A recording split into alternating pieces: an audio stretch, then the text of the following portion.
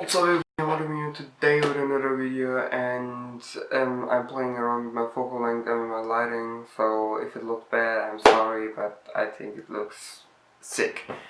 But today we are talking about the Canon R5. Canon released this camera a few weeks ago, and this camera is a beast. I looked at the specs, 8K, 30 frames per second, raw video. It's insane. Like 2-3 years ago, no one could imagine to have like these insane specs in a mirrorless camera. 8K, 30 frames per second, raw video, and 4K, 120 frames per second, raw video, 10-bit, 422. Oh my god, this is like insane. Well, it's priced at $3,500, not a cheap camera at all, but for the prosumers, it's $3,000, like, okay, good amount of money. But Canon said for the consumers, we can also make a Canon EOS R6, and this is basically a Canon EOS R5 with some lower specs, like 4K, I think 60 frames per second, and no 8K, no RAW, 10-bit 422, and insane specs, and no crop. And the Canon R5 is also uncropped, and 5x stabilization on both. This is the dream vlogging camera, the Canon R6. It's the dream vlogging camera for a lot of people. Like Potato Jet wanted this camera like really bad because he's filming in HD and uploading in 4K. He can not film in 4K because of the damn crop of the Canon EOS R. And they fix this with the Canon EOS R5 and the Canon EOS R6. I think Hollywood would use this camera as well for their cash cam. Like if they're filming outside of a window and there's a lot of times that the camera can fall down, they would rig off the Canon EOS R5 and shoot in 8K RAW, and then fell down. It's like $3,000 instead of millions of dollars for completely rigged out Alexa. So Canon EOS R5 would be in the Hollywood as well. Canon announced the Canon R5 and it's way in front of us. We want to announce another camera, the Sony a7S III, with insane specs, 4K, 120 frames per second, no 6K, no 8K. I cannot understand why. I think they can totally do this, but they didn't. You have 12-bit color, 422, and no RAW. Again, why Sony? Please give us RAW. We need RAW to film. Even on your FX9, FX7, no RAW. Why? I don't know, man. Please give us RAW. And insane specs there. And even Blackmagic came in the game with not 4K, not 6K, not 8K. They did go for it. 12K. I mean 12K is insane. I'm filming on HD right now, and for many reasons. I have a pickle right here. I am filming on HD. You can't see this. If I would film in 8K or 12K, you could literally count the bacteria on my pickle. I mean, I'm packed with a lot of things now.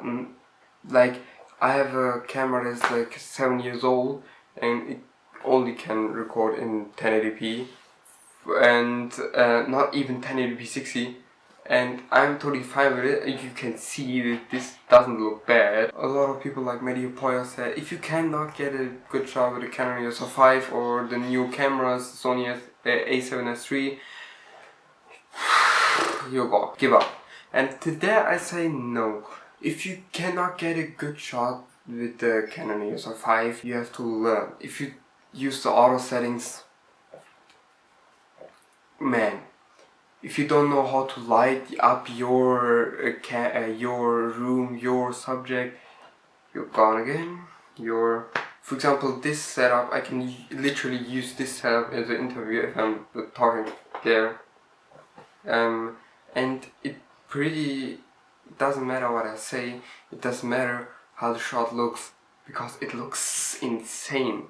There was clearly nothing. but it looks insane if I look at to nothing. And if your lighting is bad, your shot is bad.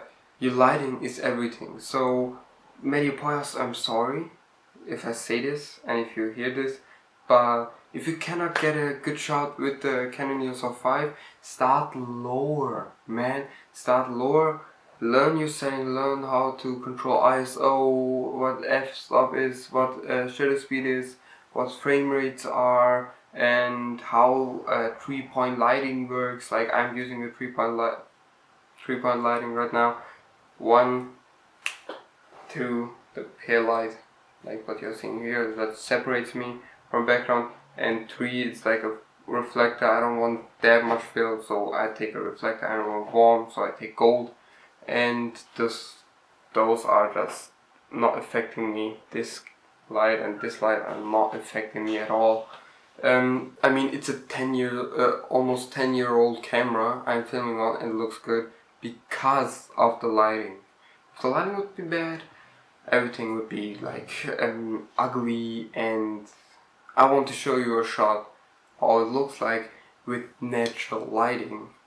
And if you cannot afford like these crazy expensive lights, they are expensive. Like if you want a good light, you can easily spend $1,000 on a good light, like a Aperture 300 Mark II. Crazy how expensive these lights get and how expensive even reflectors get. Like if you are looking for a video reflector, you are looking at about $150, and if this light would be a video light, this would be around $100, but it's not. It's a table lamp, so it's $20, I think. I don't know. If you can afford these lights, then go and film in natural lighting, but on the right time. And the right time is golden hour if you're filming people. Not every time it's golden hour, but a lot of time it's golden hour. If you're filming people, golden hour. This is how it looks with the natural lighting with the same settings on the camera. And I'm going to change the settings. And this is how it looks with the natural lighting and with the changed settings. It doesn't look that bad actually. Hide and one reflector right here, so I can put it back. It doesn't look that bad. It doesn't look that bad anymore. Well, I can black out this window, the back window, but this is looking pretty good. Wait a second. Hair light, you can take a table lamp and put a hair light like this.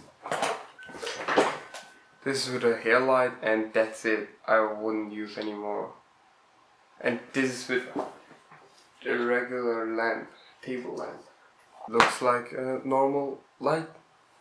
This was the video, and hope you enjoyed the video. Yeah, if you want to know how to light up this setup, I'm going quickly over it.